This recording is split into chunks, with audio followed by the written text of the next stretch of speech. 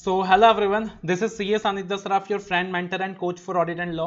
सो कैसे हैं आप? उम्मीद कर रहा हूं कि आपकी प्रिपरेशंस अच्छी चल रही है, और अच्छी नहीं चल रही है तो आज से पक्का बहुत अच्छी चलने वाली है सर। और हम इस बार कमिट करते हैं कि we are going to be chartereds और we are going to clear the examinations.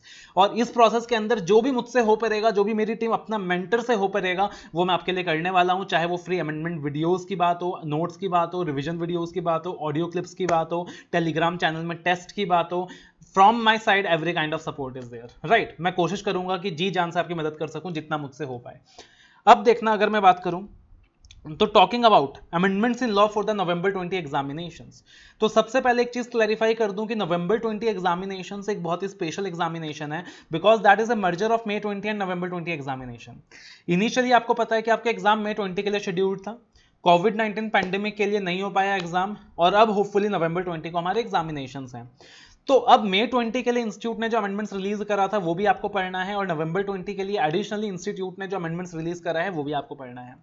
But देखना यहाँ पे थोड़ा सा कॉम्प्लिकेशन है। कॉम्प्लिकेशन क्या है? सबसे पहले आपको नवंबर 20 के अमेंडमेंट्स की बात करूं तो सबसे पहले आपको रेफर करना पड़ेगा मे 20 का आरटीपी। मे 20 के आरटीपी के अंदर इंस्टीट्यूट ने काफी सारे अमेंडमेंट्स दिए हैं। उसके बाद आईसीआई का जो स्टडी मैट है, जो लेटेस्ट एडिशन इंस्टीट्यूट ने निकाला हुआ है, उसके अंदर काफी सारे अमेंडमेंट्स हैं। उसके बाद नवंबर 20 के लिए दोबारा से इंस्टीट्यूट ने रिलीज कर दिया significant amendments issued by the ICI. तो अमेंडमेंट आपको यहां सारे सोर्सेज में मिलेगा, बट आपको मेहनत करने की जरूरत नहीं है। आपके लिए वो मेहनत मैंने की है, मेरे टीम ने की है, आपके काम को सिंप्लीफाई कर दिया। ठीक है, मे 20 अमेंडमेंट्स के लिए मे 20 के अंदर काफी सारे अमेंडमेंट्स आए थे। डायरेक्टर्स में आया था, बोर्ड मीटिंग में आया था, पॉमला में आया था, निधि कंपनीज में आया था, फेमा के अंदर तो बहुत ही सारे अमेंडमेंट्स थे। फेमा के अंदर 3 नए टॉपिक्स ऐड किए गए थे: overseas direct investment, import of goods and services, external commercial borings. तो काफी सारे अमेंडमेंट्स थे मे 20 के लिए।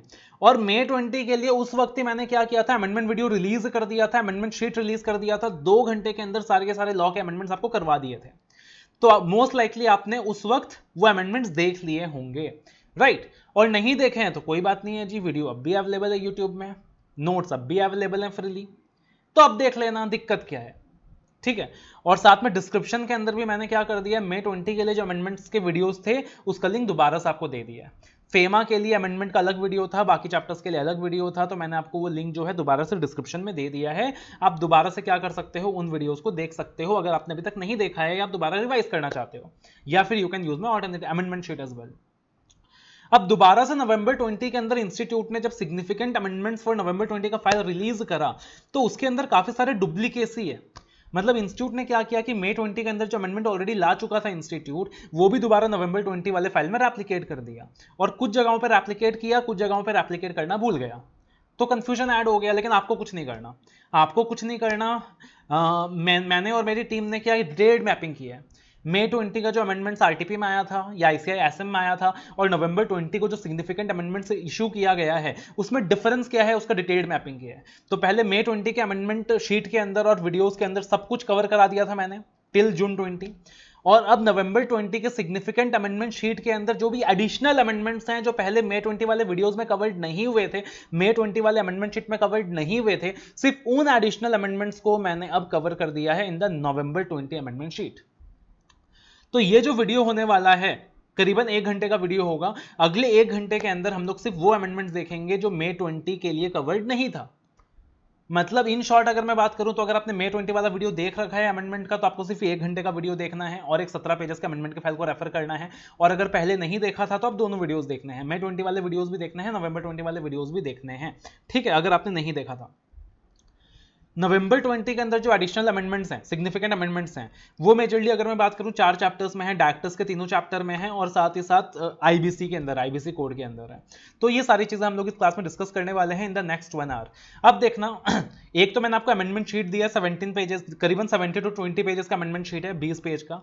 तो उसके अंदर मैंने सारे एडिशनल अमेंडमेंट्स का बैर एक्ट दिया है, चेंजेस बताए हैं, इंप्लीकेशन ऑफ अमेंडमेंट बताया है, मतलब सारे अमेंडमेंट्स को बहुत ही डिटेल्ड में बताया गया है इन द अमेंडमेंट शीट। इस वीडियो के अंदर मैं उस चीज को और सिंप्लीफाई करने वाला हूं, 1 step further we are going to go, because CA final के अंदर हमारे पास टाइम नहीं होता, हमें कम से कम टाइम में चीजें कंप्लीट करनी होती हैं, मल्टीपल रिवीजन इंश्योर करना होता है।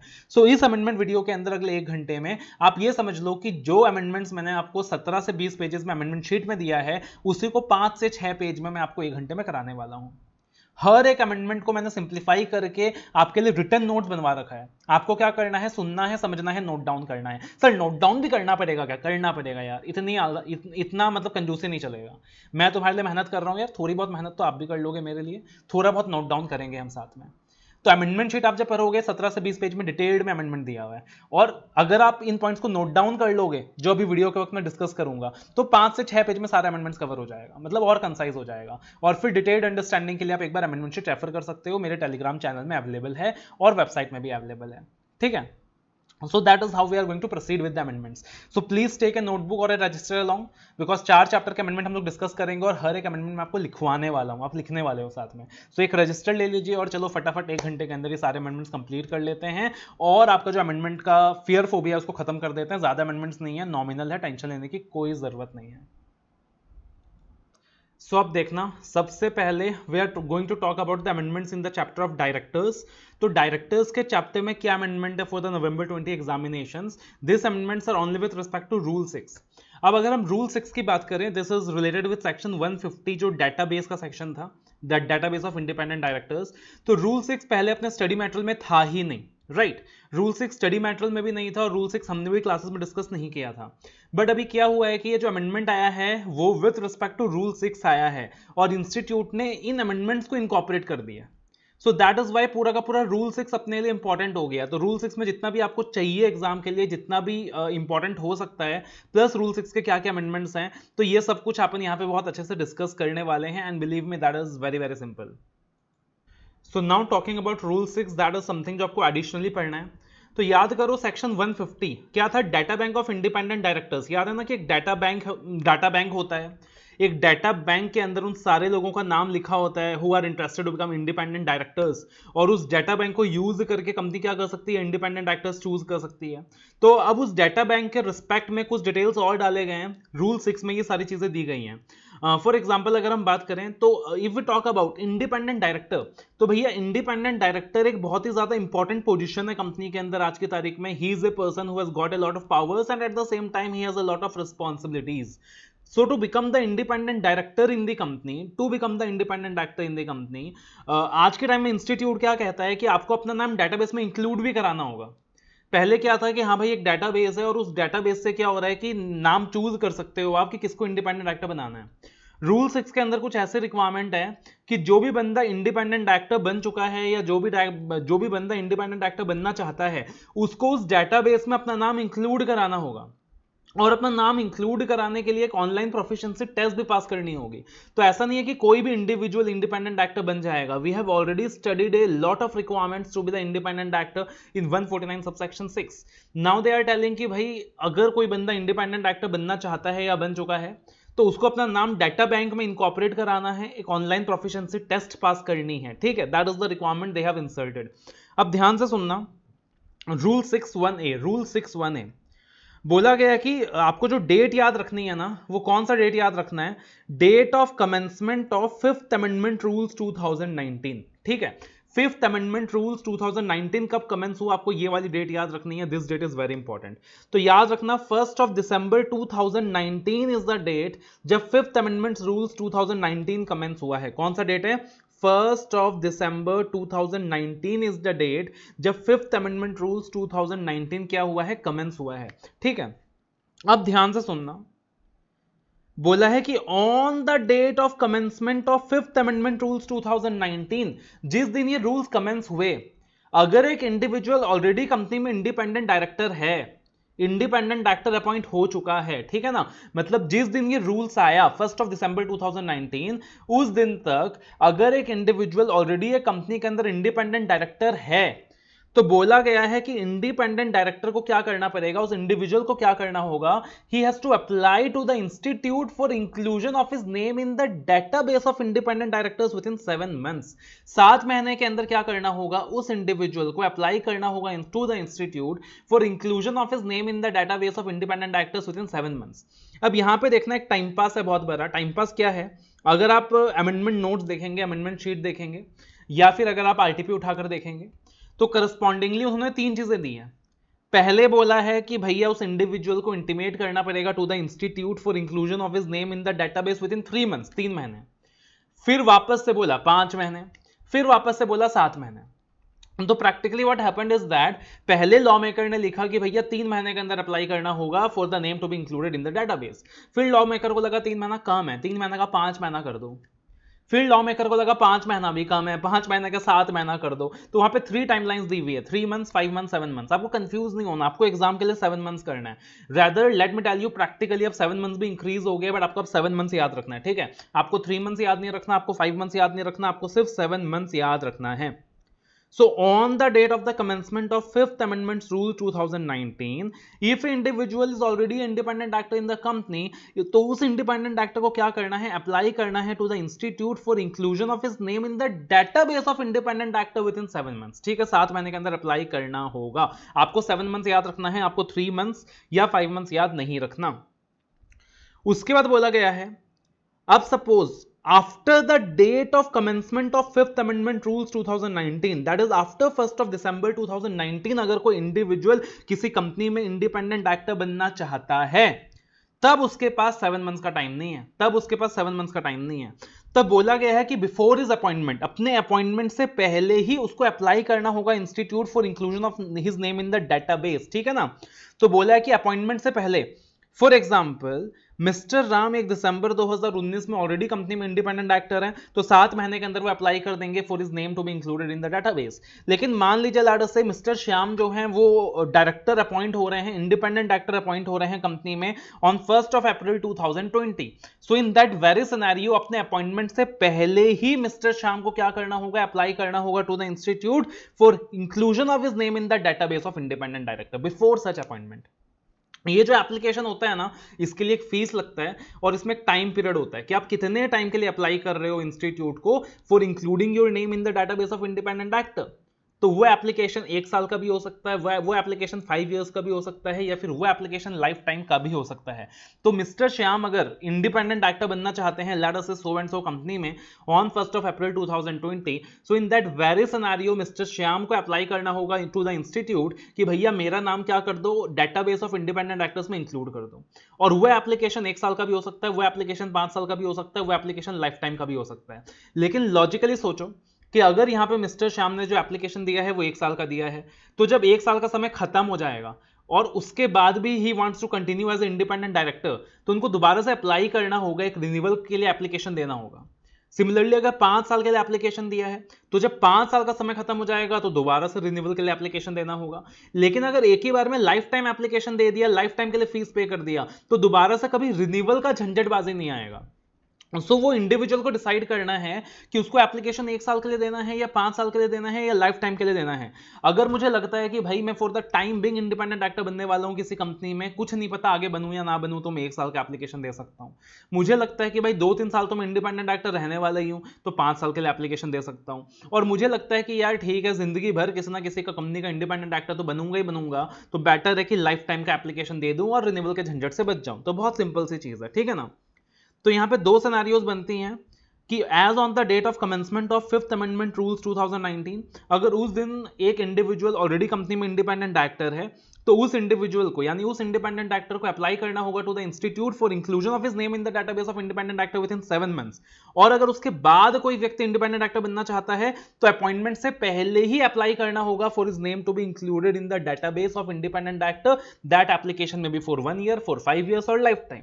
लेकिन अगर ये एप्लीकेशन 1 साल का होगा या 5 साल का होगा, तो with in 30 days of expiry of application apply करना होगा फॉर रिन्यूअल, ठीक है ना। और अगर 30 डेज के अंदर अप्लाई नहीं किया फॉर रिन्यूअल, तो नाम डेटाबेस से हटाया जा सकता है बाय द इंस्टीट्यूट। और अगर लाइफ टाइम एप्लीकेशन दे दिया था, तो रिन्यूअल का कोई झमेला ही नहीं है, रिन्यूअल फीस दोबारा पे ही नहीं करना है, बिकॉज वो एक लाइफ टाइम एप्लीकेशन है। बहुत लॉजिकल सी चीज है, ठीक है। अब यहाँ पे एक चीज और क्लियर कर लेना, यहाँ पे जब हम इंस्टीट्यूट की बात कर रहे हैं कि इंस्टीट्यूट को अप्लाई करना है कि मेरा नाम डेटाबेस में इंक्लूड कर दो, तो यहाँ पे इंस्टीट्यूट का मतलब क्या है। हम सीए स्टूडेंट्स ना नॉर्मली इंस्टीट्यूट का मतलब समझते हैं कि हाँ भाई institute of chartered accountants of India, but यहाँ कंपनी लॉ की बात हो रही है, तो कंपनी लॉ के अंदर institute of chartered accountants of India का कोई रेलेवेंस नहीं है। यहाँ पे कौन सा इंस्टीट्यूट की बात हो रही है, यहाँ पे बात हो रही है institute of ministry of corporate affairs के, ठीक है ना। Institute of ministry of corporate affairs की बात हो रही है, यहाँ पे एमसीए की बात हो रही है, एमसीए मानेसर की बात हो रही है। So that is one thing that you have to remember, Rule 6.1a. Rule 6.1a. I believe it is very, very clear. उसके अलावा रूल 6.4, अब रूल 6.4 में क्या कहा गया है, बोला गया है कि जिस भी इंडिविजुअल का नाम इंक्लूड किया जाता है डेटाबेस में, in the database of independent director, उसको एक online proficiency self assessment test देना होगा 1 साल के अंदर। ऐसा नहीं है कि कोई भी ऐरा गैरा नट्ठू खैरा अपना नाम इंक्लूड करा ले डेटाबेस में और इंडिपेंडेंट डायरेक्टर कंपनी का बन जाए। उसको क्या करना होगा, एक ऑनलाइन प्रोफिशिएंसी टेस्ट देना होगा। इस ऑनलाइन प्रोफिशिएंसी टेस्ट की अपनी रिक्वायरमेंट्स हैं। फॉर एग्जाम्पल जो एग्रीगेट पासिंग परसेंटेज होता है वो 66 होता है कि 66% चाहिए पास होने के लिए। कोई नंबर ऑफ अटेम्प्ट्स नहीं होता, 1 साल के अंदर आप जितनी बार चाहें उतनी बार एग्जाम दे सकते हो, बट 66% आपको लाना होगा, ठीक है। तो एक रिक्वायरमेंट होता है कि every individual whose name is so included in the database, उसको एक online proficiency self assessment test देना होगा 1 साल के अंदर। लेकिन एक एग्जम्पशन दिया हुआ है फ्रॉम सेल्फ असेसमेंट टेस्ट कि किनको ये सेल्फ असेसमेंट टेस्ट नहीं देना है, किनको ये सेल्फ असेसमेंट टेस्ट नहीं देना है। ये एग्जम्पशन पहले भी था रूल 6 के अंदर, बट अब इस एग्जम्पशन में कुछ अमेंडमेंट है, ठीक है। तो we are directly looking at the new exemption कि कुछ लोग ऐसे हैं जिनको एग्जम्प्ट किया गया है from the self assessment test. अब लॉजिक समझो, सेल्फ असेसमेंट टेस्ट का रिक्वायरमेंट क्या है कि कोई भी ऐरा गैरा नट्टू खैरा जिसको कंपनी के मैनेजमेंट के बारे में कोई नॉलेज नहीं है, वो कंपनी का इंडिपेंडेंट डायरेक्टर ना बन जाए, अपना नाम डेटाबेस में ना इंक्लूड करा ले। दैट इज द लॉजिक, ठीक है। तो कोई ऐसा व्यक्ति मान लो जो ऑलरेडी कंपनी का डायरेक्टर है, केएमपी है, और उसको काफी एक्सपीरियंस है, ब्रॉड एक्सपीरियंस है मैनेजमेंट का, तो आपको लगता है कि क्या उसको सेल्फ असेसमेंट टेस्ट देने की जरूरत है? बिकॉज 2 ही क्राइटेरिया हो सकता है किसी की क्वालिटी को मेजर करने का, या तो उसका एक्सपीरियंस या तो उसका एग्जाम ले लो, ठीक है। तो एग्जाम ले लो एक फ्रेशर के लिए समझ आता है, लेकिन सोचो एक बंदा जो ऑलरेडी कंपनी में डायरेक्टर है, काफी सालों से डायरेक्टर है, अच्छी कंपनी में डायरेक्टर है, अच्छी कंपनी में कंपनी सेक्रेटरी है, सीएफए है, सोचो क्या उस व्यक्ति को भी टेस्ट देने की जरूरत है? तो logically the answer seems no, कि नहीं, उस व्यक्ति को टेस्ट देने की जरूरत नहीं है। तो अकॉर्डिंगली एक एग्जम्पशन दिया गया from the self assessment test. बोला गया है कोई भी इंडिविजुअल जो किसी कंपनी का डायरेक्टर है या की मैनेजर पर्सनल है एटलीस्ट 10 साल के लिए, किसी भी कंपनी का डायरेक्टर है या की मैनेजर पर्सनल है एटलीस्ट 10 साल के लिए, as on the date of inclusion of his name in the database, जिस दिन डेटाबेस में नाम डालने के लिए मैंने अप्लाई किया है कि भाई मुझे फलानी कंपनी का इंडिपेंडेंट डायरेक्टर बनना है, मेरा डेटाबेस में नाम डाल दो। अब मान लो कि पहला सिचुएशन बनता है कि मैं किसी दूसरी कंपनी में डायरेक्टर नहीं हूं, केएमपी नहीं हूं, या अगर दूसरी कंपनी में डायरेक्टर केएमपी हूं तो सिर्फ 2-3 साल का एक्सपीरियंस है मेरे को, तब तो मेरे को ऑनलाइन प्रोफिशिएंसी टेस्ट देना होगा। लेकिन ये कह रहे हैं कि अगर आप डायरेक्टर केएमपी हैं किसी कंपनी में, किसी लिस्टेड पब्लिक कंपनी में या किसी अनलिस्टेड पब्लिक कंपनी में जिसका paid up share capital greater than equal to 10 crore rupees है, या कोई ऐसी बॉडी कॉर्पोरेट में जो कि लिस्टेड है रिकॉग्नाइज्ड स्टॉक एक्सचेंज में, और आप पिछले 10 साल से डायरेक्टर या केएमपी हैं, तो अब डाटा बैंक में अपना नाम इंक्लूड कराने के लिए आपको ऑनलाइन प्रोफिशिएंसी टेस्ट देने की जरूरत नहीं है। आपको online proficiency test, self assessment test देने की जरूरत नहीं है। तो बहुत सिंपल सी चीज है भाई, अगर मेरे को अपना नाम इंक्लूड कराना डाटा बैंक में, because I am going to get appointed as independent director in a company, तो पहला चीज ये है कि मैं किसी फलाने कंपनी के अंदर, एग्जिस्टिंग कंपनी के अंदर डायरेक्टर केएमपी नहीं हूं 10 साल के लिए। I am not a director KMP for 10 years in a big company. Then in that situation I have to go that self assessment test, online test देना ही होगा। लेकिन अगर मैं किसी लिस्टेड पब्लिक कंपनी में या अनलिस्टेड पब्लिक कंपनी में जिसका paid up share capital greater than equal to 10 CR है, या किसी बॉडी कॉर्पोरेट में जो कि listed on recognised stock exchange है, तो ऐसी किसी कंपनी में मैं ऑलरेडी डायरेक्टर हूं, केएमपी हूं, और मेरे पास 10 इयर्स का एक्सपीरियंस है एज अ डायरेक्टर और केएमपी इन द कंपनी, तो मेरे को वहां पे सेल्फ असेसमेंट टेस्ट नहीं देना है। पहले भी एग्जामिनेशन था, लेकिन पहले यहां पे बॉडी कॉर्पोरेट कवर्ड नहीं था, पहले यहां पे बॉडी कॉर्पोरेट कवर्ड नहीं था, सिर्फ लिस्टेड पब्लिक कंपनी और अनलिस्टेड पब्लिक कंपनीज कवर्ड थे जिनका paid up share capital 10 crore या 10 करोड़ से ज्यादा है। बट अब लॉ मेकर ने क्या कर दिया, बॉडी कॉर्पोरेट भी कवर कर दिया है। तो कहानी बहुत सिंपल है, अगर हम समराइज करें सब कुछ, तो भाई सबसे पहली रिक्वायरमेंट होता है कि अगर मैं इंडिपेंडेंट डायरेक्टर हूं तो मेरे को डेटाबेस में नाम इंक्लूड कराना होगा। लेकिन कब तक कराना होगा, दैट विल डिपेंड अपॉन कि when I have been appointed as the independent director of the company. If I have been appointed as the independent director on the date of commencement of 5th amendment rules 2019, मतलब on that day I am independent director, तो मेरे को apply करना होगा 7 महीने के अंदर to the institute कि भैया मेरा नाम आप क्या कर दीजिए, डेटाबेस ऑफ इंडिपेंडेंट डायरेक्टर में इंक्लूड कर दीजिए। और अगर आफ्टर दैट वेरी डेट मेरा अपॉइंटमेंट हुआ है, तो मेरे को अपॉइंटमेंट से पहले ही अप्लाई करना होगा institute for including my name in the database. Application 1 साल के लिए हो सकता है, 5 साल के लिए हो सकता है, या फिर लाइफ टाइम एप्लीकेशन भी हो सकता है। अगर 1 साल का 5 साल का एप्लीकेशन है तो with in 30 days of expiry मेरे को क्या करना होगा, रिन्यूअल के लिए अप्लाई करना होगा, falling which my name can be excluded from the database, remove from the database. और अगर लाइफ टाइम एप्लीकेशन एक बार दे दिया तो दोबारा से रिन्यूअल की जरूरत नहीं है। एवरी इंडिविजुअल जिसका भी नाम डेटाबेस में इंक्लूडेड है उसको एक online proficiency self assessment test देना है 1 साल के अंदर, failing which again my name can be removed from the database. लेकिन कुछ इंडिविजुअल्स को एग्जम्पशन दिया गया है from the self assessment test as पर the first proviso to rule 6(4) कि अगर एक इंडिविजुअल डायरेक्टर के एमपी है एटलीस्ट 10 सालों के लिए on the listed public company, unlisted public company having paid up share capital greater than equal to 10 crores or body corporate listed on recognized stock exchange. So in that situation, that individual is exempted. He does not has to undergo that self-assessment test. Institute here means the Institute of Corporate Affairs of Manesar. उसके बाद अगर हम बात करें तो other points to be remembered, कुछ बाकी चीजें जो आपको पता होनी चाहिए। ऑनलाइन प्रोफिशिएंसी टेस्ट कौन कराता है? इंस्टीट्यूट कराता है। अगेन इंस्टीट्यूट का मतलब है Indian institute of corporate affairs at Manesar. और ऑनलाइन प्रोफिशिएंसी टेस्ट में पास होने के लिए 66% एग्रीगेट स्कोर चाहिए। There is no limit on the number of attempts an individual may take for passing online self assessment test. यहां पे अगर मान लो कि लेट अस से मैं इंडिपेंडेंट एक्टर नहीं अपॉइंट हो रहा हूं कंपनी का, मेरे पास डिन नंबर नहीं है, बट भविष्य में मेरी एक इच्छा है कि मैं भी अपना नाम क्या करना चाहता हूं, डेटाबेस में इंक्लूड कराना चाहता हूं, because in future you know I think I am eligible and I may get appointed as independent actor in the company some day. तो बोला गया है कि an individual who is not having DIN he may make a voluntary application for his name to be included in the database. ठीक है, और database से institute नाम हटा भी सकता है। कब हटा सकता है? एक तो अगर 1 साल का एप्लीकेशन है, 5 साल का एप्लीकेशन है, तो जैसे ही एप्लीकेशन एक्सपायर हो जाएगा 30 डेज में रिन्यूअल का एप्लीकेशन देना होता है। अगर आपने रिन्यूअल का एप्लीकेशन नहीं दिया तो आपका नाम हटाया जा सकता है बाय द इंस्टीट्यूट। और दूसरा, अगर ऑनलाइन प्रोफिशिएंसी टेस्ट पास नहीं कर पाता इंडिविजुअल 1 साल के अंदर, तो वहां भी उसका नाम हटाया जा सकता है from the database, right. So this is what you have to remember in Rule 6, Rule 6(1)(a), Rule 6(4). This is mainly what you have to remember. Again, you can mark it very, very important for exam, and please note it down.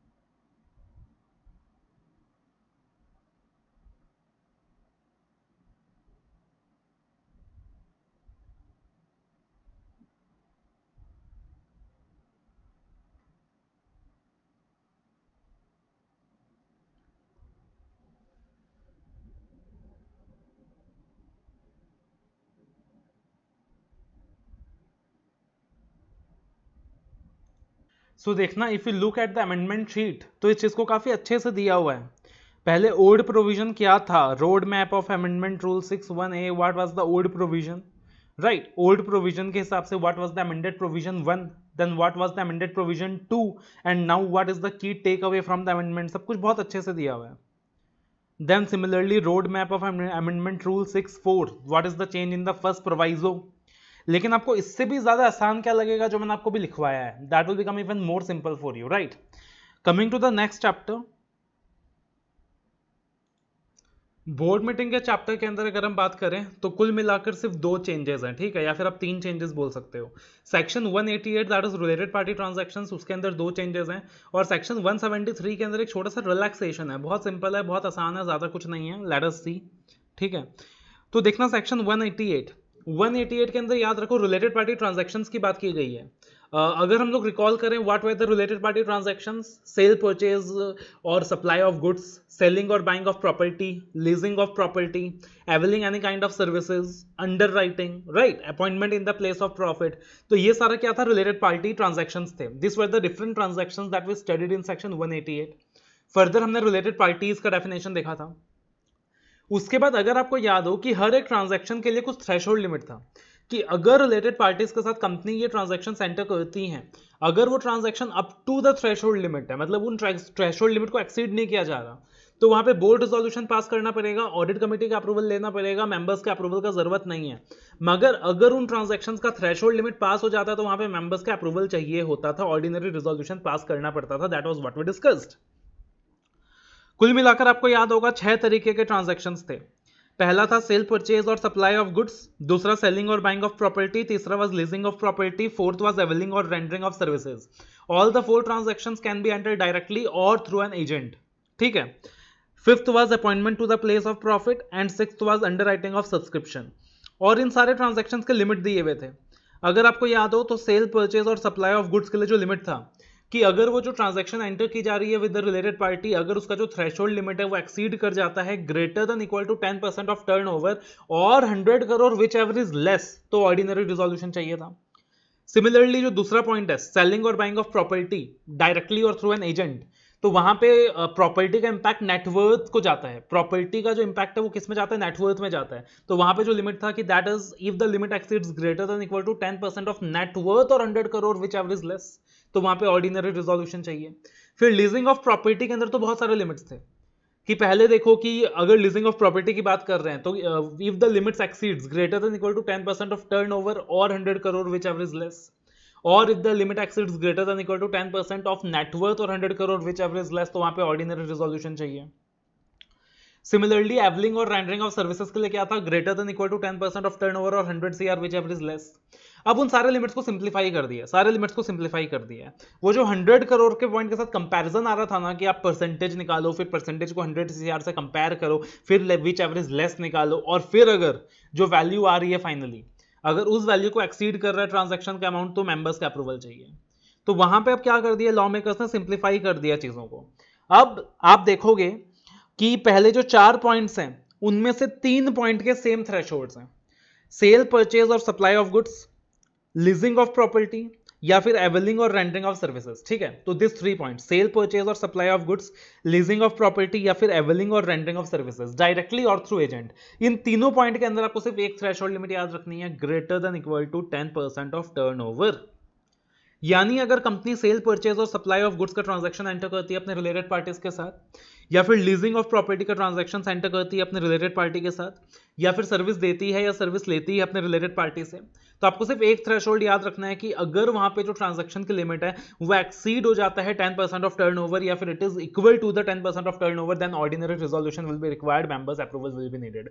That requirement of comparing the same with 100 CR and then taking whichever is less, तो वो पूरा का पूरा requirement हट चुका है। यानी कि ये पूरा लिमिट का जो पार्ट है आपके लिए सिंप्लीफाई किया जा चुका है by the law maker, and comparatively companies को एक रिलैक्सेशन दिया गया है। ठीक है। उसके अलावा अगर हम बात करें तो सेक्शन 173 के अंदर अगर आप याद करो रूल 4 क्या था? सेक्शन 173 में हम डिस्कस करते थे कि कंपनीज आज के टाइम में जो बोर्ड मीटिंग्स हैं वो फिजिकली भी कर सकती हैं, या वीडियो कॉन्फ्रेंसिंग के माध्यम से भी कर सकती हैं, ऑडियो कॉन्फ्रेंसिंग के माध्यम से भी कर सकती हैं। बट रूल 4 के अंदर 5 मैटर्स ऐसे दिए थे कि ये जो 5 मैटर्स हैं ये कभी भी वीडियो कॉन्फ्रेंसिंग के थ्रू नहीं हो सकता, हमेशा फिजिकल मीटिंग ही करानी होगी। जैसे कि approval of financial statement, approval of board report, approval of prospectus, company merger centre कर रही है, कंपनी एमलगमेशन सेंटर कर रही है, तो ये सारे मैटर्स ऐसे थे कि भाई कंपनी को वहां पे क्या करना पड़ेगा? फिजिकल मीटिंग ही बुलानी होगी। अगर फाइनेंशियल स्टेटमेंट अप्रूव करना है, बोर्ड रिपोर्ट अप्रूव करना है, प्रोस्पेक्टस अप्रूव करना है, मर्जर एमलगमेशन जैसा जो क्रूशियल डिसीजन है उसको अप्रूव करना है, सो वो सारी चीजें वीडियो कॉन्फ्रेंसिंग के थ्रू नहीं हो सकती। That was what we discussed. हालांकि अगर फिजिकल मीटिंग हो रही है और जो कॉरम की रिक्वायरमेंट है वो फुलफिल हो रहा है, तो जो एक्स्ट्रा नंबर ऑफ डायरेक्टर्स हैं वो अटेंड कर सकते हैं meeting by way of video conferencing, but as such totally by way of video conferencing held करना पॉसिबल नहीं था in those 5 matters. That was what we discussed. But आपको पता है कि अभी कोविड-19 पैंडेमिक के लिए क्या हुआ कि फिजिकल मीटिंग कंडक्ट कराना पॉसिबल ही नहीं हो पाया even for this 5 matters. That is why considering the कोविड-19 pandemic relaxation has been given for this 5 matters that are given in rule 4 कि 30 जून 2020 तक आप इन 5 मैटर्स के रिस्पेक्ट में भी वीडियो कॉन्फ्रेंसिंग या ऑडियो कॉन्फ्रेंसिंग के माध्यम से मीटिंग कंडक्ट करा सकते हो। सिंपल सा चेंज है, एक रिलैक्सेशन है रहता है। तो 5 matters given in Rule 4 which could not be held by way of video conferencing oblique audio conferencing earlier may now be held by way of video conferencing oblique audio conferencing till 30th of June 2020, and this relaxation has been given only because of COVID-19 pandemic. उसके अलावा 188 subsection 1 that is again अगर वो transaction की limit exceed हो रही है तो क्या चाहिए, ओआर पास करना है। तो वहां पे एक एग्जामिशन था कि अगर वो जो रिलेटेड पार्टी ट्रांजेक्शन अगर एक गवर्नमेंट कंपनी दूसरे गवर्नमेंट कंपनी के साथ एंटर कर रही है, ठीक है, एक गवर्नमेंट कंपनी दूसरे गवर्नमेंट कंपनी के साथ एंटर कर रही है, तो वहां पे मेंबर्स का अप्रूवल नहीं चाहिए। रिलेटेड पार्टी ट्रांजेक्शंस के परव्यू से उसको एग्जम्प्ट किया गया था। उस एग्जम्पशन के दायरे को इंक्रीज कर दिया गया। पहले सिर्फ गवर्नमेंट कंपनीज, अगर एक गवर्नमेंट कंपनी दूसरे गवर्नमेंट कंपनी के साथ ट्रांजैक्शन एंटर करती थी तब एग्जम्पशन दिया गया था। अब कह रहे हैं कि अगर आप सेंट्रल गवर्नमेंट या स्टेट गवर्नमेंट के साथ कोई ट्रांजैक्शन एंटर करते हो या फिर with respect to any combination thereof, तो if the company enters into any kind of transaction with the CG और एसजी और any kind of combination thereof, तब भी उनको रिलेटेड पार्टी ट्रांजैक्शन के परव्यू से बाहर रखा गया है।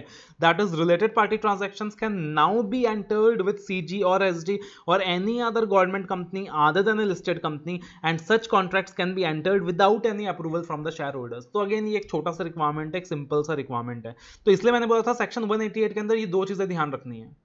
पहला जो ब्रॉड रिक्वायरमेंट है, जो ब्रॉड चेंज है, related party transactions requiring approval from the members, तो यहाँ पे जो थ्रेशोल्ड लिमिट्स हैं वो चेंज हो गई हैं, सिंप्लीफाइड हो गई हैं। और दूसरी चीज सेक्शन 188 के अंदर कि जो एग्जम्पशन का दायरा था उस एग्जम्पशन के दायरे को थोड़ा सा इंक्रीज कर दिया गया है इन clarification. And apart from that, section 173 rule 4, that is 5 matters given in rule 4 which could not be heard by way of video conferencing, आज की तारीख में एंटर किया जा सकता है because of covid pandemic till 30th of June. ठीक है, अमेंडमेंट शीट के अंदर ये चीजें और अच्छे से इंपैक्टफुल तरीके से बताया गया है। आप देख सकते हो chapter 3 meeting of board and its powers, rule 15 of companies meeting of board and its powers rules, पहले क्या था अब क्या है प्रॉपर तरीके से बताया गया है। इफेक्ट ऑफ अमेंडमेंट क्या है विद द इलस्ट्रेशन समझाया गया है। सिमिलरली सेक्शन 173 के अंदर जो अमेंडमेंट है रूल 4 से रिलेटेड उसको भी काफी अच्छे से बताया गया है।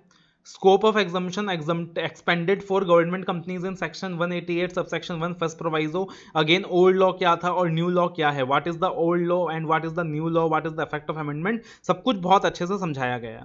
तो आपको थोड़ा सा डिटेल्ड में पढ़ना है, आप अमेंडमेंट शीट से पढ़ लो, आपको टाइम बचाना है, you can just refer my concise written note that I am preparing for you. ठीक है, जो हम लोग साथ साथ लिख रहे हैं।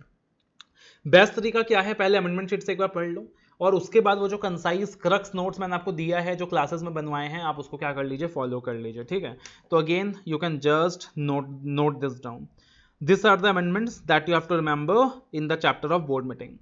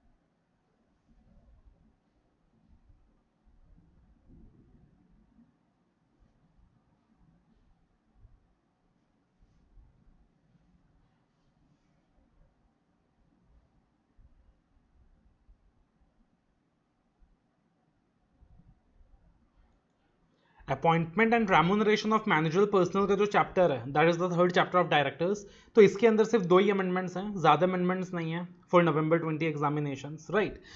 दोनों जो अमेंडमेंट्स है वो लिमिट्स के रिस्पेक्ट में है, so that is why the amendment becomes important for exam because limits examiner का एक इंपॉर्टेंट फेवरेट एरिया में से आता है। तो जो पहला अमेंडमेंट है that is in section 203 applicability of की मैनेजरल पर्सनल, कि सेक्शन 203 के अंदर अपन डिस्कस करते हैं कि कौन कौन सी कंपनीज को की मैनेजरल पर्सनल क्या करना होता है, अपॉइंट करना होता है, राइट। सो सेक्शन 203 के अंदर that is applicability of KMP, सबसे पहले बोला गया कि लिस्टेड कंपनीज को क्या करना है, केएमपी अपॉइंट करना है अपने कंपनी के अंदर, की मैनेजर पर्सनल अपॉइंट करने हैं, that is MD, manager, CEO, company secretary, CFA, ये सारे लोग, राइट। उसके बाद अगर हम बात करें तो every other public company having a paid up share capital of greater than equal to 10 crore rupees, rules में ऐसा कहा गया है कि हर पब्लिक कंपनी जिसका paid up share capital greater than equal to 10 crore rupees है इनको भी केएमपी अपॉइंट करना है। तो जो लिस्टेड कंपनीज की हम बात कर रहे हैं या फिर we are talking about other public companies having paid up share capital greater than equal to 10 crore rupees, they are required to appoint a whole time key manager personnel. They are required to appoint the whole time key manager personnel. ठीक है, full time employment के अंदर। लेकिन यहां पे पहले दोनों points में प्राइवेट कंपनीज कवर्ड नहीं है, प्राइवेट कंपनीज को केएमपी अपॉइंट नहीं करना। अब क्या किया इन्होंने, एक नया पॉइंट इंसर्ट करके, रादर मैं कहूं मॉडिफाई करके, प्राइवेट कंपनीज को भी केएमपी के दायरे में इंक्लूड कर दिया, लेकिन only for the purpose of appointing a whole time company secretary. बोला गया कि हर एक प्राइवेट कंपनी जिसका paid up share capital greater than equal to 10 crore rupees है, they are required to have a whole time company secretary. पहले ये limit 5 CR का हुआ करता था कि हर एक कंपनी जिसका भी paid up share capital greater than equal to 5 crores है, उनको एक होल टाइम CS अपॉइंट करना है। अब उस 5 crores को इंक्रीज करके 10 crores कर दिया गया है कि every private company is having paid up share capital greater than equal to 10 crore shall have a whole time CS। ठीक है, बिकॉज बाकी सारी कंपनीज तो पहले 2 पॉइंट में कवर्ड हो गई, और प्राइवेट कंपनी के ऊपर भी ये सेक्शन एप्लीकेबल हो सकता है, बट पार्टली बेसिस में एप्लीकेबल हो सकता है। होल टाइम केएमपी का रिक्वायरमेंट कभी एप्लीकेबल नहीं होगा प्राइवेट कंपनी के ऊपर, but the requirement can be you have to appoint a whole time company secretary. तो प्राइवेट कंपनी को कभी भी होल टाइम केएमपी अपॉइंट नहीं करना रहेगा, मगर उनका अगर paid up share capital greater than equal to 10 crore rupees है, तो प्राइवेट कंपनीज को भी क्या करना पड़ेगा, whole time company secretary appoint करना पड़ेगा। So that is something you have to remember. Another amendment is in section 204, that is applicability of secretarial audit.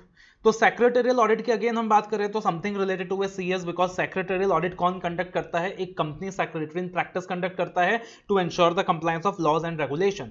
तो सेक्शन 204 में कहा गया था कि सेक्रेटरियल ऑडिट का जो कॉन्सेप्ट है that is applicable to every listed company, और उसके अलावा रूल 9 में कहा गया था, रूल 9 के अंदर कहा गया था कि एवरी पब्लिक कंपनी जिसका भी paid up share capital greater than equal to 50 crore rupees है, या फिर कोई भी पब्लिक कंपनी जिसका turnover greater than equal to 250 crore rupees है, इनको क्या करना है, सेक्रेटरियल ऑडिट कंडक्ट कराना है।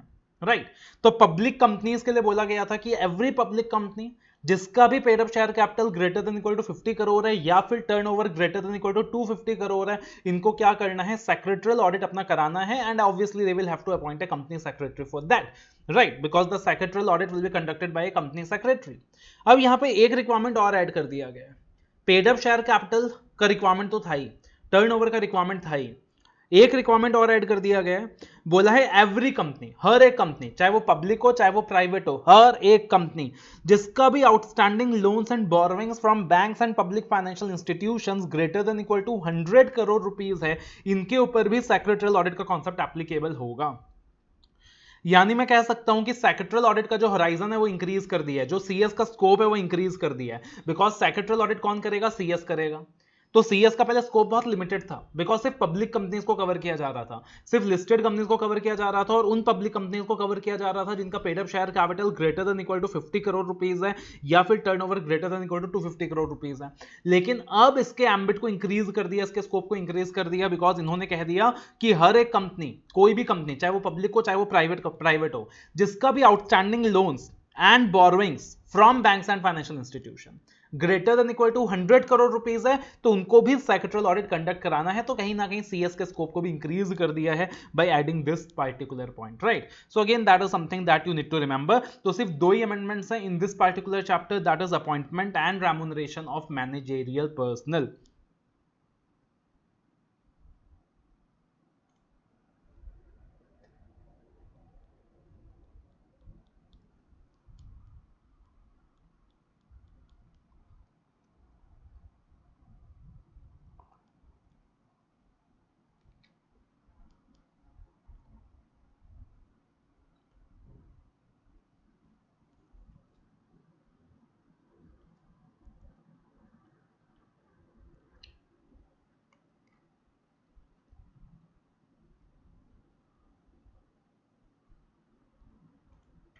So coming to the Insolvency and Bankruptcy Code 2016, so Insolvency Bankruptcy Code 2016 एक एरिया है जिसमें हमेशा बहुत ज़्यादा अमेंडमेंट्स आते हैं। For November 20 examinations there are 10 additional points that I have cherry picked for you that you need to remember। ठीक है, तो ये 10 एडिशनल पॉइंट्स हैं। आईबीसी कोड के अंदर काफ़ी सारे चेंजेस रहते हैं नॉर्मली। अमेंडमेंट शीट आप देखोगे तो अमेंडमेंट शीट के अंदर सारे अमेंडमेंट्स दिए हुए हैं और हर एक अमेंडमेंट को बहुत ही डिटेल्ड में डिस्क्राइब किया हुआ है। लेकिन यहाँ पे I have discuss the most important amendments for you. 80-90% of the amendments I have discussed, right, जितना भी एग्जाम के लिए रेलिवेंट है। कुल मिलाकर 10 पॉइंट्स मैंने शॉर्टलिस्ट किया है कि this are the 10 additional changes that you need to study, और हर एक पॉइंट को बहुत ही सिंप्लीफाइड वे में मैंने यहाँ प्रेजेंट कर दिया है। तो आपको क्या करना है, सुनना है, समझना है और नोट डाउन कर लेना है। आपके लिए अमेंडमेंट्स बहुत ही आसान बन जाएगा, अमेंडमेंट्स बहुत ही सिंपल बन जाएगा, और फिर डिटेल्ड में आपको पढ़ना होता है, आप एक बार अमेंडमेंट शीट से रीड कर सकते हो। तो कुल मिलाकर यहाँ पे 10 एडिशनल पॉइंट है, ठीक है। पहला, definition of insolvency commencement date. Again this is important change. Insolvency commencement date क्या होगा, यहां पे एक बदलाव हुआ है। पहले क्या था कि जिस दिन इंटरिम रिजोल्यूशन प्रोफेशनल का अपॉइंटमेंट होता था उस दिन से इंसॉल्वेंसी कमेंसमेंट डेट की शुरुआत होती थी, लेकिन अब यहां पे चेंज है। अब बोला गया कि जिस दिन एनसीएलटी एप्लीकेशन एडमिट कर लेगा, जिस दिन एनसीएलटी एप्लीकेशन एडमिट कर लेगा उसी को इंसॉल्वेंसी कमेंसमेंट डेट बोला जाएगा, ठीक है। So this is a very very important change. They might give you in form of MCQs, they might tell you that on this very date NCLT admitted the application, right, and they may give you different dates, अलग अलग dates दे सकते हैं वो आपको, और फिर वो आपसे पूछ सकते हैं कि बताओ इनमें से इंसॉल्वेंसी कमेंसमेंट डेट कौन सा है। तो इंसॉल्वेंसी कमेंसमेंट डेट कौन सा है, date in which application is admitted by the NCLT. Second point, appointment of interim resolution professional, कि इंटरिम रिजोल्यूशन प्रोफेशनल का अपॉइंटमेंट कब होगा। पहले क्या था कि एनसीएलटी के पास 14 डेज का टाइम हुआ करता था, कि 14 दिन के अंदर एनसीएलटी क्या करता था, इंटरिम रिजोल्यूशन प्रोफेशनल को अपॉइंट किया करता था। लेकिन अब यहां पे एक चेंज है, बोला गया है कि जो इंसॉल्वेंसी कमेंसमेंट डेट है, इंसॉल्वेंसी कमेंसमेंट डेट के दिन ही आप क्या कर दोगे, इंटरिम रिजोल्यूशन प्रोफेशनल को अपॉइंट कर दोगे। So what the NCLT is going to do is, NCLT is going to appoint the interim resolution professional on the insolvency commencement date itself. Basically ये point कब applicable होता है कि जब financial creditor application देता है एनसीएलटी को, तो वहां पे ऑलरेडी उसने इंटरिम रिजोल्यूशन प्रोफेशनल का नाम प्रपोज कर दिया रहेगा। ऑपरेशनल क्रेडिटर के पास चॉइस होता है, ही मे और he may not propose the name of the interim resolution professional, but financial creditor के लिए मैंडेटरी होता है कि फाइनेंशियल क्रेडिटर ने ऑलरेडी इंटरिम रिजोल्यूशन प्रोफेशनल का नाम रिकमेंड कर दिया रहेगा। तो ठीक है ना, आप उसी इंटरिम रिजोल्यूशन प्रोफेशनल को अपॉइंट कर दीजिए on the insolvency commencement date. दिक्कत क्या है, अगर उसके खिलाफ कोई डिसिप्लिनरी प्रोसीडिंग्स पेंडिंग नहीं है। So that is why there is a change कि आईआरपी का appointment on the insolvency commencement date हो जाएगा। छोटे छोटे चेंजेस हैं, बट एमसीक्यू के पर्पस के लिए इंपॉर्टेंट हो सकते हैं, केस स्टडीज के पर्पस के लिए इंपॉर्टेंट हो सकते हैं। The third thing is the timeline of IBC. अब देखना, ये चेंज पिछली बार ही आया था, लेकिन बिकॉज बहुत ज्यादा इंपॉर्टेंट चेंज है, मैंने इसको दोबारा से ले लिया है। कि अगर हम बात करें कि आईबीसी का टाइमलाइन क्या था, what is the timeline of IBC, कि आईबीसी का पूरा प्रोसेस कितने टाइम में कंप्लीट हो जाना चाहिए, 180 डेज में कंप्लीट हो जाना चाहिए। This is what you have studied till now, कि 180 डेज में पूरा का पूरा आईबीसी का प्रोसेस खत्म हो जाना चाहिए, और साथ ही साथ 90 डेज एडिशनल मिल सकता है, 90 डेज एडिशनल एनसीएलटी के द्वारा दिया जा सकता है। This is what we have discussed till now. अब यहाँ पे एक छोटा सा एडिशन है, टाइमलाइन अब भी वही है, अब भी 180 डेज के अंदर कुल मिलाकर आईबीसी का प्रोसेस खत्म हो जाना चाहिए with an extension version of 90 days. लेकिन बोला गया है इन एक्सट्रीम केसेस सारा टाइम मिलाकर, total time to complete the insolvency resolution process at any cost. अगर मान लो कंपनी के खिलाफ केसेस पेंडिंग है, कंपनी के खिलाफ लिटिगेशंस वगैरह चल रहा है, तो क्या होता था कि उन लिटिगेशंस के वजह से जो आईबीसी का टाइमलाइन है वो बहुत ज्यादा इंक्रीज हो जाता था, it used to get increased. तो अब उन्होंने बोला है कि देखो, अगर पेंडिंग लिटिगेशंस वगैरह चल रही हैं तो उनको क्लोज करने के लिए, उनको कंप्लीट करने के लिए एडिशनल 60 डेज का हमने आपको टाइम दे दिया।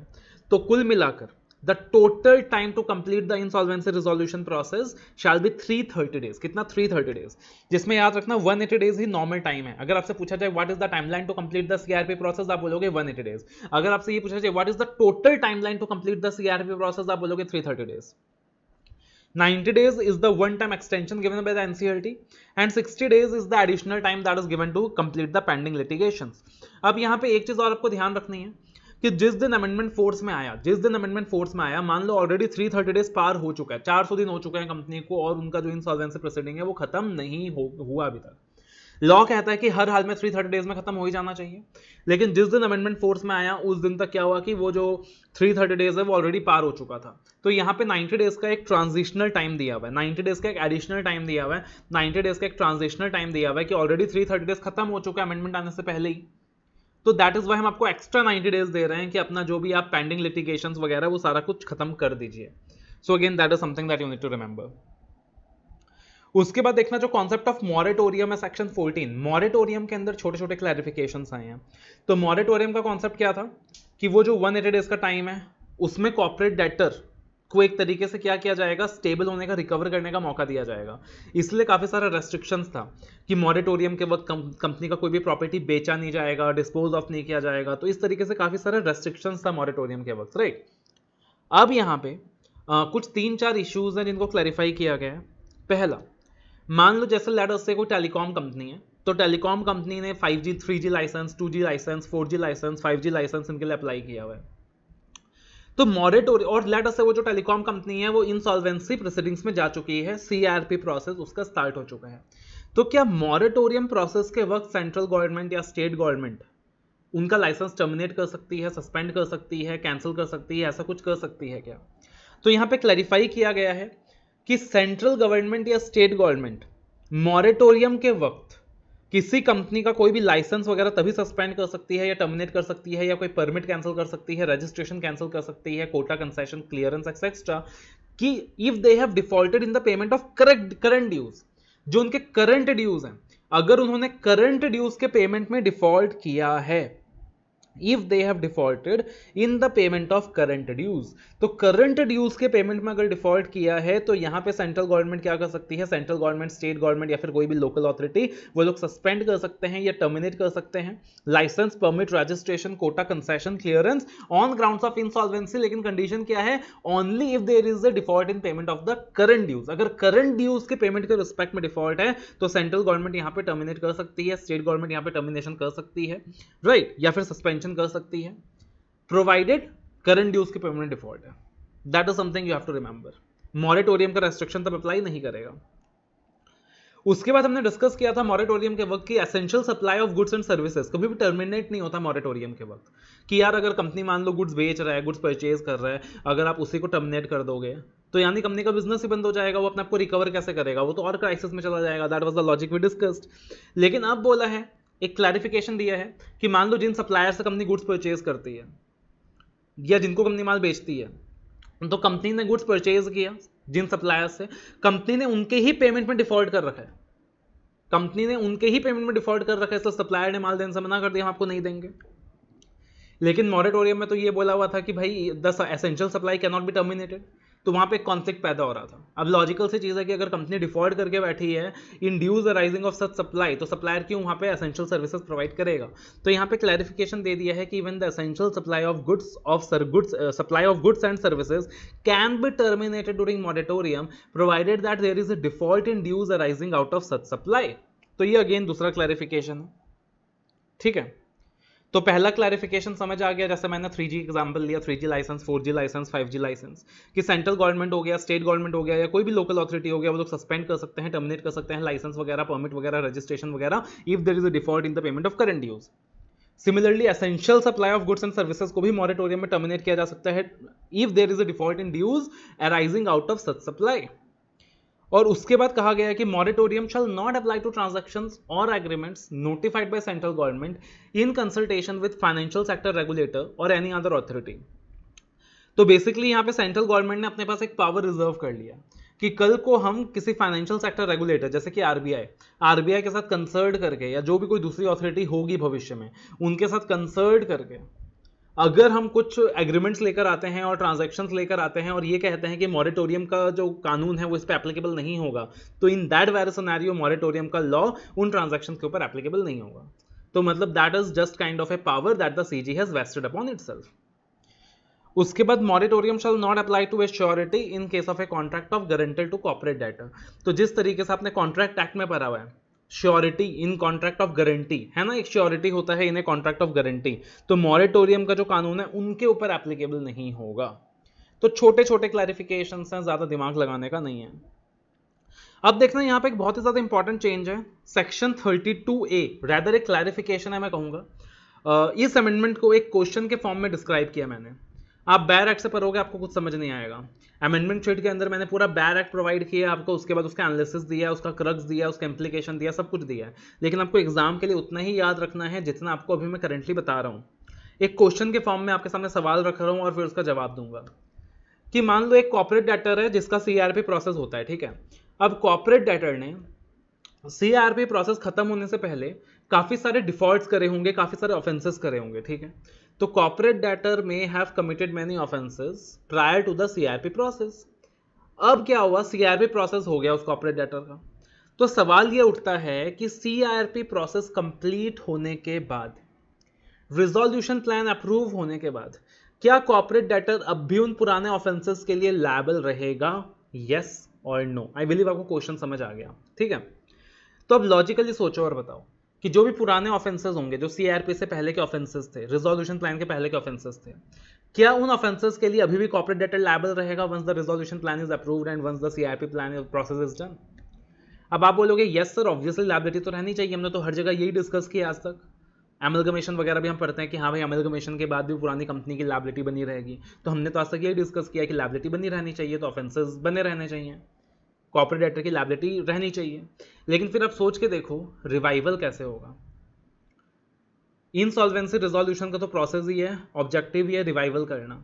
तो आप सोच के देखो कि उस पर्टिकुलर सिचुएशन के अंदर रिवाइवल कैसे होगा if they are still liable for the offences, right? So that is why यहाँ पे लॉ मेकर ने क्लैरिफिकेशन जारी किया है, बहुत ही ज्यादा इंपॉर्टेंट क्लैरिफिकेशन है। तो लॉ मेकर ने यहाँ पे क्या सोचा?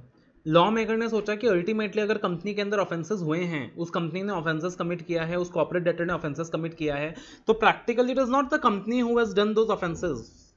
जो कंपनी के प्रमोटर्स हैं या जो उनके मैनेजमेंट में हैं या जिनके पास कंट्रोल है, उन लोगों ने वो ऑफेंसेस कमिट करा है। तो अब लॉ मेकर ने क्या कहा कि अगर सीआरपी प्रोसेस खत्म होने के बाद, रिजोल्यूशन प्लान अप्रूव होने के बाद, जो कंपनी के पहले के प्रमोटर्स थे या जिनके पास मैनेजमेंट था या जिन लोगों के पास कंट्रोल था, अगर वो चेंज हो जाते हैं, if there is a change in the management, if there is a change in the control, if the promoters have been changed, then in that very scenario corporate debtor liable नहीं रहेगा। in that very situation corporate debtor liable नहीं रहेगा। promoters the promoters may be liable in their personal capacity, the defaulting directors may be liable in their personal capacity, but अगर company के CRP process के बाद management में जो लोग हैं, कंट्रोल में जो लोग हैं, वो सब के सब चेंज हो जाते हैं, तो कॉर्पोरेट डेटर लायबल नहीं रहेगा for those offences. That is the crux of the section 32A, ठीक है। So will the corporate debtor be liable for offences committed prior to the CIRP after the resolution plan is approved? The answer is no. The liability of corporate debtor shall cease. Liability of corporate debtor खत्म हो जाएगा and shall not be prosecuted for such offence. They shall not be prosecuted for such offence after related party is approved. After resolution plan is approved. After the resolution plan is approved by the adjudicating authority. If the resolution plan results in the change of management or control of corporate debtor to a person who was not a promoter of the company, ठीक है। तो practically promoters तो वहां पे change नहीं हो सकते, promoters can not change, but वो लोग जो प्रमोशन में इन्वॉल्व नहीं थे कंपनी के, अब अगर मैनेजमेंट किसी और के हाथ में दे दिया, mister Raju was the promoter of the company और पहले उनके पास ही मैनेजमेंट था, कंट्रोल था, लेकिन अब सीआरपी प्रोसेस के बाद मिस्टर राजू के हाथ से पावर्स छीन ली गई है और मैनेजमेंट किसी और के हाथ में थमा दिया गया है, कंट्रोल किसी और के हाथ में थमा दिया गया है, तो in that very scenario corporate debtor will not be liable for the offences done prior to the CRP process. Obviously promoters change नहीं होंगे, that is something I told you mistakenly. Management change होगा, control change हो सकता है, promoters change नहीं हो सकते, ठीक है। Next thing, application for CRP process, application for initiating CRP process for financial creditors. यहाँ पे दो चीजों के बारे में क्लैरिफिकेशन है। एक, allot under a real estate project, RERA में काफी सारा डिस्प्यूट चल रहा था, राइट, कि जो होम बायर्स होते हैं, तो होम बायर्स क्या इनिशिएट कर सकते हैं क्या, can the home buyers initiate the IBC process against the real estate company, एक डिस्प्यूट चल रहा था।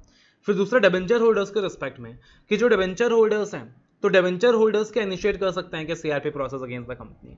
तो यहाँ पे अगेन एक क्लैरिफिकेशन है कि देखो यार, एक होम बायर अकेला खड़ा हो जाएगा और बोलेगा कि मैं इस फलाने कंपनी के साथ सीआरपी प्रोसेस इनिशिएट करना चाहता हूँ, इसके अगेंस्ट इनिशिएट करना चाहता हूँ, तो दैट इज नॉट पॉसिबल। एक होम बायर एक रियल स्टेट कंपनी को सीआरपी आईबीसी के प्रोसेस में खड़ा नहीं कर सकता, आईबीसी के खटगरे में लाके नहीं खड़ा कर सकता।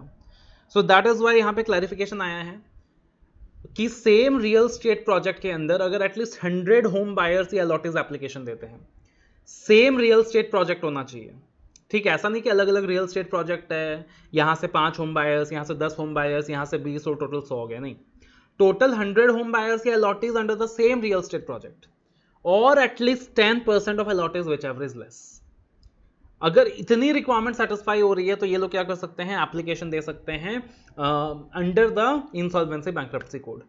तो रियल स्टेट प्रोजेक्ट्स को ध्यान में रखते हुए ये क्लैरिफिकेशन है, रेरा को ध्यान में रखते हुए ये क्लैरिफिकेशन है।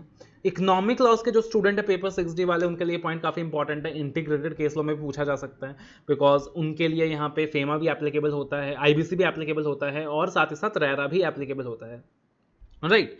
तो होम बायर्स के रिस्पेक्ट में 100 होम बायर्स या फिर allottees under the same real estate project और at least 10% of the allottees whichever is less, ये लोग एप्लीकेशन दे सकते हैं। किसी एक होम बायर के एप्लीकेशन देने से कुछ नहीं होगा, 2 होम बायर के एप्लीकेशन देने से कुछ नहीं होगा।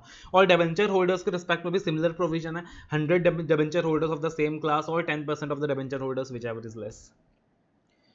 फिर उसके बाद जो अगला पॉइंट है कि जो मिनिमम डिफॉल्ट का रिक्वायरमेंट था कि आईबीसी के अंदर डिफॉल्ट अमाउंट कितना था आईबीसी ट्रिगर होने के लिए, 1 लाख रुपीस, लेकिन कोविड-19 पैंडेमिक के लिए लगा कि 1 लाख रुपए बहुत कम है, तो कोविड-19 पैंडेमिक की वजह से 1 लाख को इंक्रीज करके 1 करोड़ कर दिया गया फिलहाल। तो आईबीसी तभी इनिशिएट हो सकता है अगेंस्ट ए कॉर्पोरेट डेटर अगर उसने 1 करोड़ का डिफॉल्ट किया हो under this covid pandemic situation. तो 1 लाख का अमाउंट को इंक्रीज करके 1 करोड़ कर दिया, छोटा सा अमेंडमेंट है बट अगेन एग्जाम के लिए इंपॉर्टेंट हो सकता है। द नेक्स्ट पॉइंट, नॉर्मली हम लोगों ने आईबीसी में क्या डिस्कस किया था कि जो फाइनेंशियल सर्विस प्रोवाइडर्स है वो आईबीसी कोड के बाहर हैं। जैसे बैंक क्या कर सकती हैं, बैंक्स सीआरपी प्रोसेस इनिशिएट तो कर सकती हैं अगेंस्ट अदर कंपनीज जिन लोगों ने डिफॉल्ट किया है, बट कोई भी बैंक के खिलाफ सीआरपी इनिशिएट नहीं कर सकता। अगर बैंक ने डिफॉल्ट किया है तो बैंक आईबीसी के परव्यू से बाहर है, एनबीएफसीज आईबीसी के परव्यू से बाहर है, तो जो भी फाइनेंशियल सर्विस प्रोवाइडर्स हैं वो आईबीसी के परव्यू से बाहर है, ऐसा हमने डिस्कस किया था। लेकिन यहाँ पे अब एक एनबीएफसी के रिस्पेक्ट में एक छोटा सा चेंज आया है, बोला वैसे तो आईबीसी कोड एनबीएफसी के ऊपर एप्लीकेबल नहीं होगा, बैंक के ऊपर एप्लीकेबल नहीं होगा। एप्लीकेबल नहीं होगा का मतलब वो लोग दूसरे के खिलाफ आईबीसी इनिशिएट करवा सकते हैं बट कोई दूसरा उनके खिलाफ आईबीसी इनिशिएट नहीं करवा सकता। लेकिन यहां पे क्या क्लैरिफिकेशन है कि आज की तारीख में एनबीएफसीज आईबीसी के चक्रव्यूह में फंस सकती है। IBC is applicable to NBFCs अगर उनका एसेट बेस ₹500 करोड़ या अबव है एज पर the latest audited financial statement balance sheet. यानी कि अगर हम बात करें तो वैसे तो आईबीसी एनबीएफसीज के ऊपर एप्लीकेबल नहीं होगा, मगर अगर एनबीएफसी का जो एसेट बेस है वो 500 करोड़ रुपीस या ज्यादा है तो आईबीसी उनके ऊपर एप्लीकेबल हो जाएगा। और इसका क्या मतलब होगा कि उनके खिलाफ भी आईबीसी का एप्लीकेशन इनिशिएट किया जा सकेगा। सो अगेन एक छोटा सा पॉइंट है जो आपको ध्यान रखना है कि आईबीसी एप्लीकेबल होगा टू दोज एनबीएफसीज जिनका एसेट बेस 500 करोड़ या अबव होने वाला है एज पर the last audited balance sheet. उसके बाद the provisions of this code are also applicable to the personal guarantors to corporate debtors. This is something that you need to remember, सिर्फ note down करने का है। Section 11 के अंदर एक छोटा सा क्लैरिफिकेशन आया है।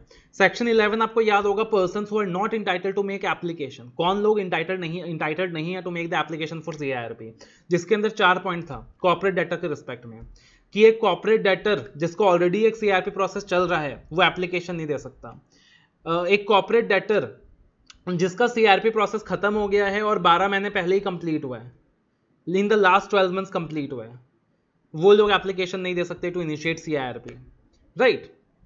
तो इस तरीके से हमने वहां पे 4 पॉइंट डिस्कस किया था कि व्हाट आर द 4 सिचुएशंस, कौन से 4 सिचुएशंस हैं जिसमें कॉर्पोरेट डेटर एप्लीकेशन नहीं दे सकता है टू इनिशिएट द एप्लीकेशन। ठीक है, तो 4 पॉइंट डिस्कस किया था हमने। अब वहां पे एक छोटा सा क्लैरिफिकेशन है। क्लैरिफिकेशन क्या है कि उन चारों पॉइंट्स के रिस्पेक्ट में जो कॉर्पोरेट डेटर रेफर किया गया है सेक्शन 11 में, he can make application to initiate CIRP against another corporate debtor. मतलब एक कॉर्पोरेट डेटर जिसका ऑलरेडी इंसॉल्वेंसी का प्रोसीडिंग चालू है, ठीक है ना, या पिछले 12 महीने पहले खत्म हुआ था, या जिन लोगों ने रिजोल्यूशन प्लान के टर्म्स को कंडीशंस को अप्रूव वो किया है, वायलेट किया है, कि ऑलरेडी आईबीसी हो गया था और रिजोल्यूशन प्लान के टर्म्स को क्या किया था, वायलेट किया था। तो इस तरीके से 4 सिचुएशन दिया हुआ है वहां पे। तो अब क्लैरिफाई किया गया है कि ये लोग एप्लीकेशन दे सकते हैं to initiate CRP against another corporate debtor. For example, अगर मान लो एयरसेल का इंसॉल्वेंसी प्रोसीडिंग चालू है तो एयरसेल उस वक्त अपने लिए क्या नहीं कर सकता, एप्लीकेशन नहीं दे सकता टू एनसीएलटी, बट एयरसेल को कहीं से पैसा मिलना है, एयरसेल को कहीं से पैसा मिलना है, किसी दूसरे से पैसा मिलना है, किसी दूसरी कंपनी से पैसा मिलना है, ऑर्गेनाइजेशन से पैसा मिलना है। तो एयरसेल क्या कर सकता है, उस कॉर्पोरेट डेटर के अगेंस्ट सीआरपी प्रोसेस इनिशिएट करने का एप्लीकेशन दे सकता है। तो वो एक छोटा सा क्लैरिफिकेशन है जो सेक्शन 11 के अंदर ऐड कर दिया गया है। So again that is something that you need to remember. तो कुल मिलाकर this are the 10 additions that you need to remember. और भी हैं पॉइंट्स बट ज्यादा काम के नहीं है। ये 10 इंपॉर्टेंट पॉइंट्स आप याद रख लोगे तो काम चल जाएगा, obviously in addition to the previous amendments. ठीक है, तो इंसॉल्वेंसी कमेंसमेंट डेट का डेफिनेशन अपन ने देखा, the date in which application is admitted by the NCLT, appointment of IRP on the insolvency commencement date हो जाना चाहिए, टाइमलाइन टोटल कुल मिलाकर 330 डेज हो गया अब आज के टाइम पे, 60 डेज एडिशनल दिया गया to complete the pending litigation, 330 days already खत्म हो गया जब अमेंडमेंट आया, तो 90 डेज का वहां पे ट्रांजिशनल फेज है। मॉरेटोरियम के से रिलेटेड 4 क्लैरिफिकेशन है। पहला, during moratorium under section 14 central government या स्टेट गवर्नमेंट या लोकल अथॉरिटी सस्पेंड कर सकती है या टर्मिनेट कर सकती है licence, permit, registration, quota, concession वगैरह, बट प्रोवाइडेड की there is a default in the payment of current dues, सिर्फ यही एक कंडीशन है। Essential supply of goods and services को भी टर्मिनेट किया जा सकता है during a moratorium if there is a default in dues arising out of such supply. Moratorium shall not apply to transactions और agreements notified by the CG in consultation with financial service regulator, sector regulator और any other authority, and moratorium shall not apply to a surety in a case of a contract of a guarantee. फिर section 32A का एक बहुत अच्छा खासा amendment था जो हमने डिस्कस किया था क्वेश्चन आंसर के फॉर्म में। Application for initiating CRP process for financial creditors real estate project के केस में और डिबेंचर होल्डर्स के केस में। Amount of minimum default has been increased from 1 lakh rupees to 1 CR because of COVID-19 pandemic. Financial service providers के ऊपर वैसे तो IBC नहीं लगता, लेकिन आईबीसी एप्लीकेबल होगा टू दोज एनबीएफसीज जिनका एसेट बेस 500 CR या उससे ज्यादा है एज पर the last audited balance sheet. The provisions of code are also applicable to personal guarantors of corporate debtors. And section 11 के अंदर जहां कहा गया था persons who are not entitled to make application, जहां 4 बार कॉर्पोरेट डेटर वर्ड यूज किया गया था, तो वहां पे क्लैरिफाई किया गया है कि यहाँ पे there is nothing in the section which is actually preventing a corporate debtor to initiate CRP against another corporate debtor. So वो एक clarification है जो वहाँ पे add किया गया है. So again these are the additional changes that you need to remember. You can please note it down.